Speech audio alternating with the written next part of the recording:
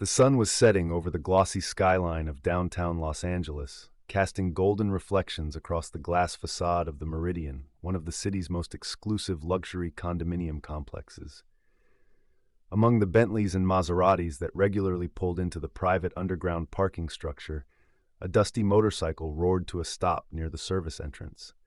Its rider, dressed in faded jeans, a well-worn leather jacket, and scuffed boots, dismounted with fluid grace. Marcus Reed ran a hand through his windswept hair, his face partially obscured by several days' worth of stubble and dark sunglasses. Despite being worth an estimated $350 million, according to the latest Hollywood Reporter figures, Marcus preferred the simple things in life. His unassuming appearance belied his status as one of Hollywood's most beloved action stars, known for his kindness and philanthropy as much as for his blockbuster films. Marcus approached the back entrance of the Meridian, a canvas bag slung over his shoulder. He had been away for 6 months, filming his latest project in remote locations across Southeast Asia. His return tonight was unannounced. He preferred it that way. The familiar face of Jimmy, the night doorman who had worked at the Meridian for over a decade, was nowhere to be seen. Instead, a new security guard stood at attention, his posture rigid and unwelcoming. The guard, whose name tag read Davidson, was clearly taking his job very seriously. "Evening," Marcus nodded politely as he approached the door. Davidson stepped forward, blocking the entrance with his considerable frame. "Service entrance is for staff only, sir. Residents and guests need to use the main lobby." "Right, but I am a resident," Marcus replied with an easy smile. "I live in the penthouse." Davidson's eyes narrowed skeptically as he looked Marcus up and down. "Sure you do," he said, his voice dripping with sarcasm. "And I'm the King of England." "I understand how this looks," Marcus said patiently. "I've been away filming, and I've lost my access card. If you could just call up to the management office." "Management office is closed at this hour," Davidson interrupted. "And even if it wasn't, do you really think I'm going to bother them because some random guy on a motorcycle claims he lives in the penthouse? Come on, man." In the lobby, Vanessa Chen, the new property manager who had been hired during Marcus's absence, noticed the commotion on the security camera. She frowned, watching as Davidson became increasingly confrontational with the motorcycle rider. "Is there a problem?" she asked, approaching the intercom. "Just some guy trying to get in through the service entrance," Davidson replied. "Claims he lives in the penthouse." Vanessa sighed. This wouldn't be the first time someone had tried to sneak into the building, especially given the high-profile residents who called the Meridian home. "I'll come down," she said. Meanwhile, outside, Marcus remained calm despite Davidson's growing hostility.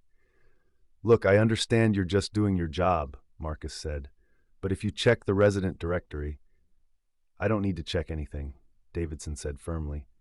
"The penthouse belongs to Marcus Reed, the actor. And buddy, you're definitely not him." A small smile played at the corners of Marcus's mouth. "Actually—" The door swung open and Vanessa stepped outside. "What seems to be the problem here?" "This gentleman believes he's a resident," Davidson explained with a smirk. "Says he lives in the penthouse." Vanessa turned to look at Marcus, who had removed his sunglasses. Recognition flickered across her face, followed quickly by embarrassment. "Mr. Reed," she gasped. "I'm so sorry about this. I'm Vanessa Chen, the new property manager. We weren't expecting you back yet." Davidson's smug expression faltered. "Wait, this is Marcus Reed?" "Yes, Davidson," Vanessa confirmed. "This is Mr. Reed. He owns the penthouse." Davidson's face drained of color as the realization dawned on him. He had just prevented one of Hollywood's biggest stars and the building's most famous resident from entering his own home. I'm sorry, sir," Davidson stammered. "I didn't recognize—" "No harm done," Marcus said gently. "You were doing your job. Security is important. I appreciate your diligence."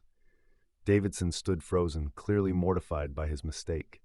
"If anything," Marcus continued, "I should apologize for not identifying myself properly, and I really should get a new access card." Vanessa was already holding the door open. "Please, Mr. Reed, come in. I'll have a new access card ready for you first thing tomorrow morning." Marcus nodded gratefully and stepped inside, but paused to address Davidson once more. "I mean it. Good security makes everyone safer. Keep up the good work, just maybe with a little less attitude next time." He offered a genuine smile. Davidson nodded numbly, still processing what had just happened. As Marcus walked through the lobby toward the private elevators, Vanessa hurried alongside him. "Mr. Reed, I can't apologize enough for that misunderstanding." "Really, it's fine," Marcus assured her. "And please, call me Marcus." "I've only been managing the property for 3 months," Vanessa explained. "I've studied the resident list, of course, but we've never actually met in person."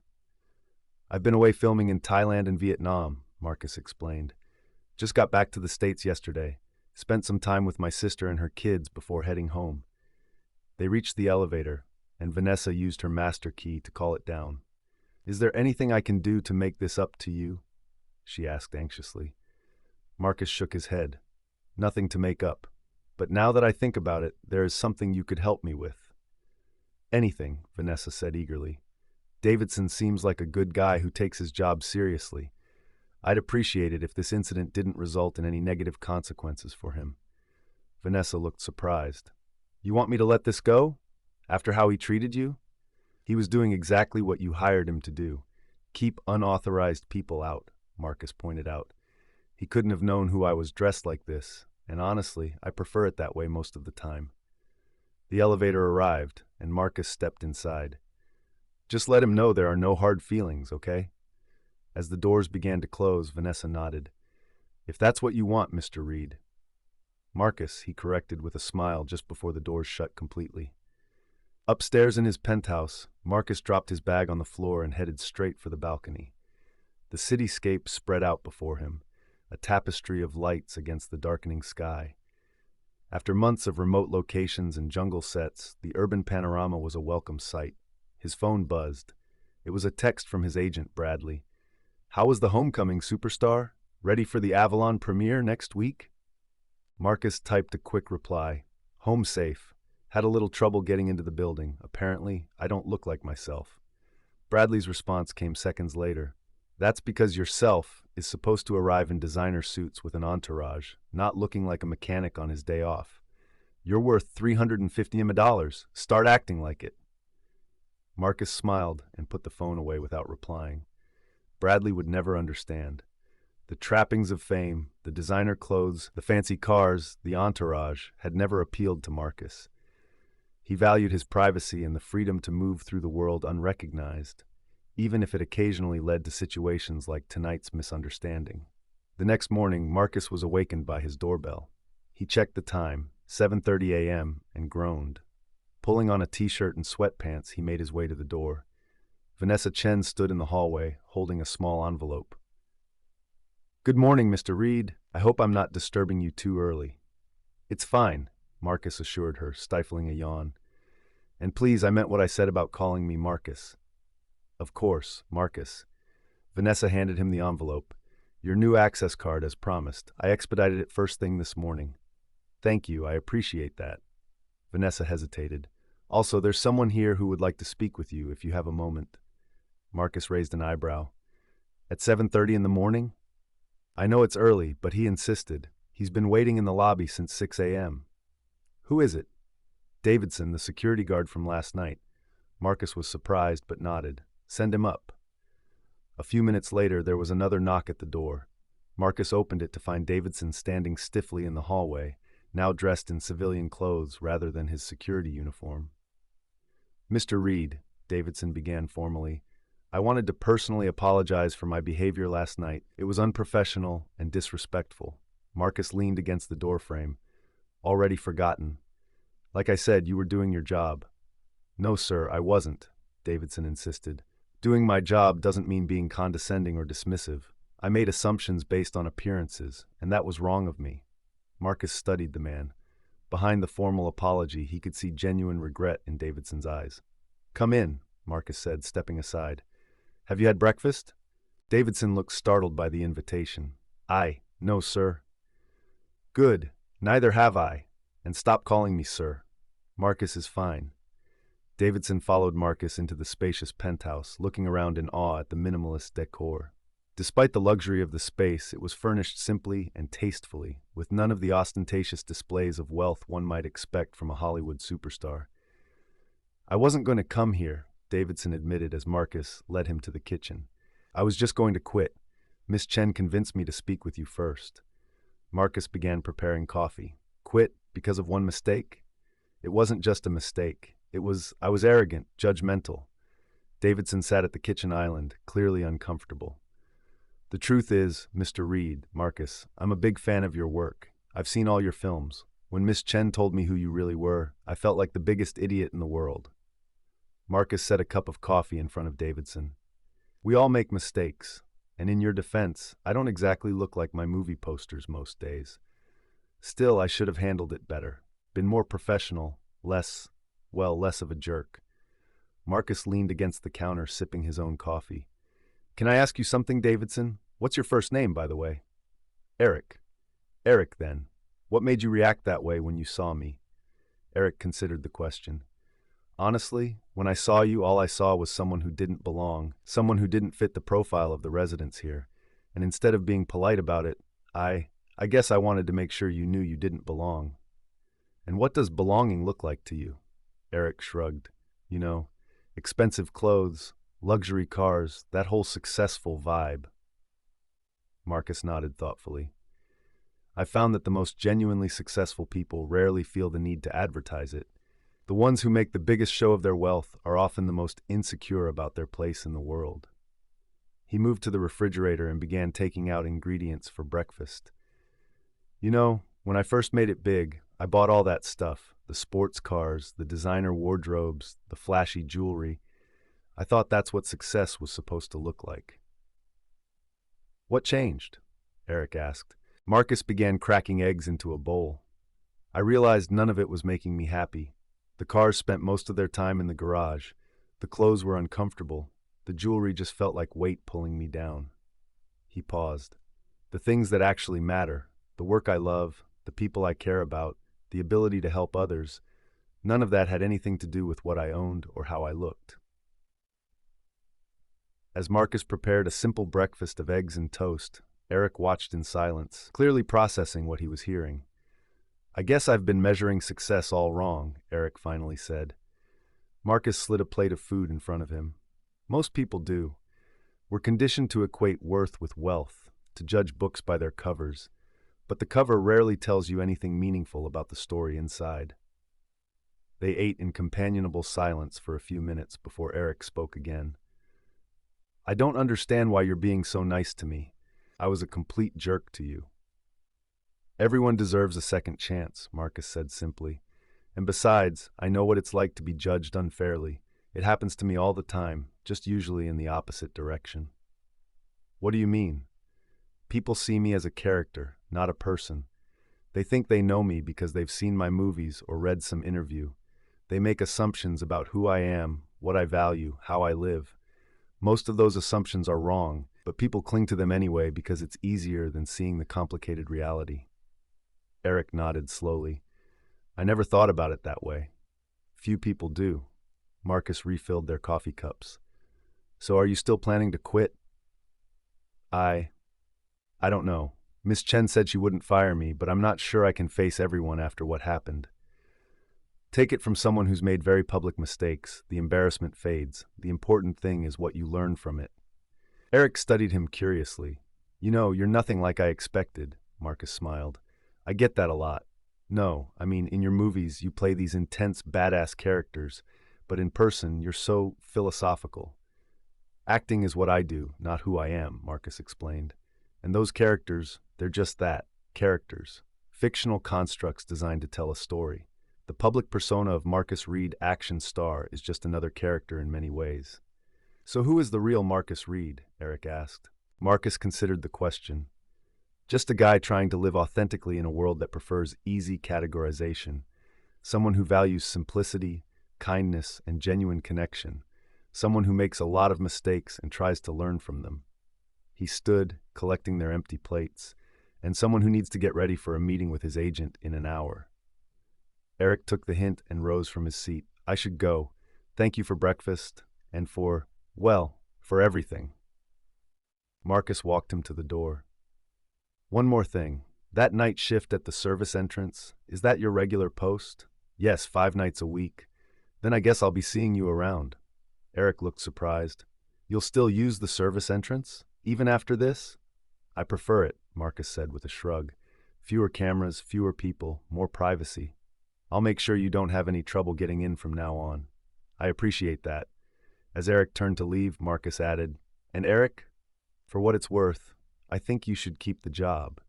We all deserve the chance to be more than our worst moments.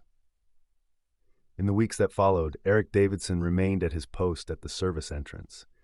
True to his word, Marcus continued to use that entrance when coming and going from the building, often stopping to chat with Eric for a few minutes. Their conversations ranged from movies to philosophy to Eric's plans to return to school and finish his degree in social work. Word of the incident spread throughout the Meridian's staff, of course, but rather than becoming a source of ridicule for Eric, it evolved into something of a parable about prejudgment and redemption. The story even reached some of the building's other high-profile residents, who began to treat the service staff with noticeably more respect. One evening, as Marcus returned from a long day of interviews promoting his new film, he found Eric engaged in conversation with an elderly woman at the service entrance. The woman was dressed in a threadbare coat, clutching a small plastic bag of possessions. "Everything okay here?" Marcus asked as he approached. Eric turned. "This is Mrs. Palmer. She's looking for her son, who she believes lives in the building. I've checked the directory, but there's no one by that name registered as a resident." The woman looked up at Marcus with rheumy eyes.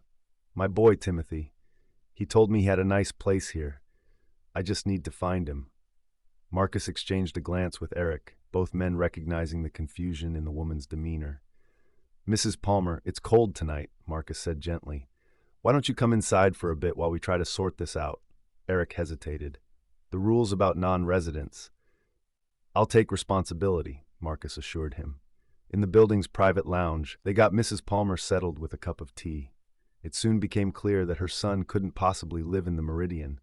According to her fragmented story, Timothy was a struggling artist who had died 3 years ago. The reality of her loss seemed to slip in and out of her awareness. "She needs help," Eric said quietly to Marcus. "Medical attention, probably, and a safe place to stay."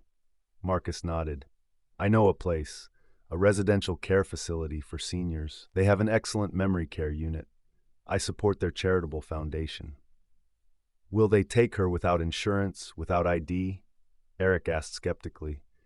"They will if I ask them to," Marcus said simply. Within 2 hours, Mrs. Palmer was settled into a private room at Sunshine Gardens, a state-of-the-art facility that typically had a 3-year waiting list. Marcus had made one phone call to the director, who happened to be a grateful recipient of his foundation's funding. As they left the facility, Eric shook his head in wonder. "You just changed her whole life with one phone call." Marcus shrugged. "I'm in a position to help, so I do when I can." "Is that why you live so simply, so you can help others?" "Partly," Marcus admitted. "When you have more than you need, building a bigger container for your excess seems less meaningful than sharing it." Eric was quiet for a moment. "The night we met, when I was so rude to you, you could have had me fired with a snap of your fingers. Instead, you ended up changing my perspective on, well, everything."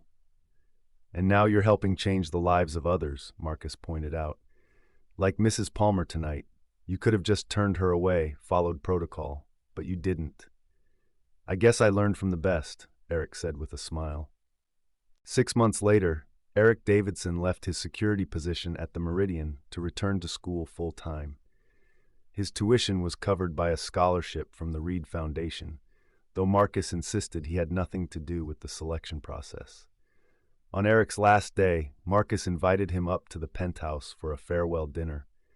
As they stood on the balcony watching the sunset, Eric reflected on how much had changed since their first contentious meeting. "If you had told me then that the guy I was keeping out of the building would end up being one of the most influential people in my life, I would have said you were crazy." Marcus smiled. "Life rarely follows the script we expect." "That's for sure," Eric agreed. "You know, I went into that job at the Meridian thinking it was just a paycheck, a way to make ends meet until something better came along. I never expected it would lead me here." "The most important moments in our lives often come disguised as ordinary days," Marcus said. It's easy to miss them if you're not paying attention. Eric turned to face him directly. I never properly thanked you. Not just for the scholarship, for everything. For showing me what real success looks like. For demonstrating that how we treat people matters more than what we own or how we look. Marcus placed a hand on Eric's shoulder. You don't need to thank me. Just pay it forward. Use your education to help others.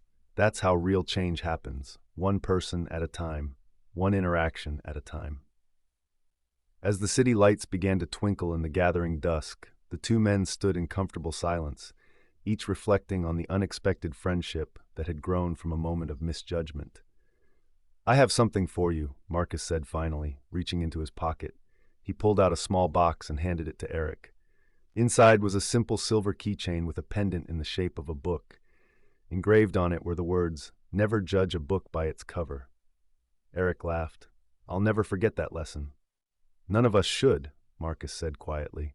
In a world that's so quick to categorize, label, and dismiss, remembering to look deeper is perhaps the most radical act of all. Later that night, after Eric had gone, Marcus sat alone on his balcony. His phone buzzed with a text from Bradley, his agent. People magazine wants to do a feature on you for their Heroes Among Us issue. Apparently, word got out about your anonymous funding of that senior care facility. Want me to shut it down or use it for publicity for the new film? Marcus typed back a simple reply. Shut it down. Some things aren't meant for public consumption. He put the phone away and gazed out at the city, thinking about perception and reality, about judgments made and lessons learned. In a world obsessed with image and appearance, he had found a kind of freedom in being occasionally unrecognized, in being seen first as a human being rather than a celebrity.